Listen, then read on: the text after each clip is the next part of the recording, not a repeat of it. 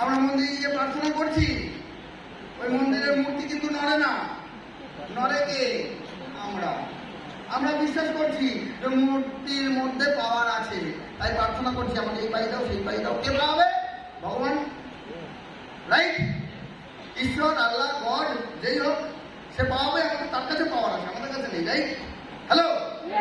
কিন্তু মামে বংশ জীবা লোকে জীবা ভূতে সনাতন, মানে প্রতিটা জীবের মধ্যে, প্রতিটা মানুষের মধ্যে, প্রতিটা কীট পতঙ্গ পিঁপড়ে হাতি সকলের মধ্যে এই যে একটা জিনিস আছে যাকে বলে পাওয়ার, সেটা বলছে মামে বংশ, মানে তারই অংশ। সে সর্বত্র বিরাজমান, আপনার মধ্যে তিনি আছেন তাই আপনি জীবিত, নালে হতেন মৃত। তাহলে যিনি আপনার মধ্যে স্বয়ং বিরাজমান তাকেই বলে আত্মা, যার নাম ব্রহ্ম। আর এই ব্রহ্মকে যে জেনেছে তাকে বলে ব্রহ্ম জ্ঞানী। আর ব্রহ্ম জ্ঞানী মানুষকে ব্রাহ্মণ বলে অভিহিত করা হয়। ব্রাহ্মণ বলে জন্মগ্রহণ করলে সে ব্রাহ্মণ হতে পারে না।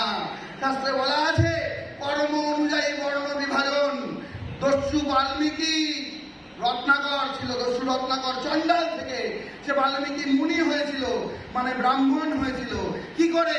জ্ঞান অর্জন করে, তপস্যা করে ব্রাহ্মণের রূপান্তরিত হওয়া যায়। সুতরাং প্রত্যেকেরই অধিকার আছে, ক্ষমতা আছে, পাওয়ার আছে এই জ্ঞান অর্জন করা। যার যার ধর্মে তার তার মতন নাম দেওয়া হয়েছে। কোনো ধর্মই কেউ আলাদা না, আমরাই সব সৃষ্টি করেছি। কিন্তু প্রতি শুধু একটাই অদ্ভুত একটা জিনিস যেটা আমরা আবিষ্কার এখনো করতে পারিনি, একটা সুপ্রিম পাওয়ার নাম দিতে পারি। সেটাই আল্লাহ, সেটাই গড, সেটাই ভগবান। এই সুপ্রিম পাওয়ার যতক্ষণ আছে ততক্ষণ আমরা জীবিত। সুপ্রিম পাওয়ার নেই তখন আমরা মৃত। সেই সুপ্রিম পাওয়ার বলছে তোমার মধ্যে আমি আছি তাই তুমি জীবিত। তাই সুপ্রিম পাওয়ারের কথা যদি শুনি, আপনি কাকে ডাকছেন? সবার আগে এটা মনে করুন, বলছে মামে বংশ জীবা লোকে জীবা ভূতে সনাতন, মানে তিনি স্বয়ং বিরাজমান আপনার মধ্যে। তাহলে আপনি কত পাওয়ারফুল! তাহলে আপনি পাওয়ারফুল। আপনার মধ্যে যদি ভগবান বিরাজ করে, ভগবান কি পাওয়ারফুল নয়? তাহলে যারা নিজেকে পাওয়ারফুল মনে করেন না, নিজেকে কমজোরি মনে করেন, বুঝি না মনে করেন, পারি না মনে করেন, আপনি আপনাকে না, আপনার মধ্যে অবস্থিত সেই ভগবানকে আপনি অপমান করছেন। তার রাইট নেই আপনার। তাই যারা পারি না মনে করে ভগবান তাদের ক্ষমা করে না। তাই বলা হচ্ছে আপনাকে পারতেই হবে। তাই আমাদের স্লোগান একটাই, হবেই, পারবই, করবই। আপনার মধ্যে যদি ভগবান বিরাজ করে আপনি কি ভাবতে পারছেন? আপনার মধ্যে ভগবান বিরাজ করে আপনি কি ভাবতে পারছেন? তাহলে স্বয়ং ভগবান আপনার মধ্যে রয়েছে তাই তো আপনি জীবিত। তাহলে ভগবানের তো সমস্ত পাওয়ার আছে, একই না?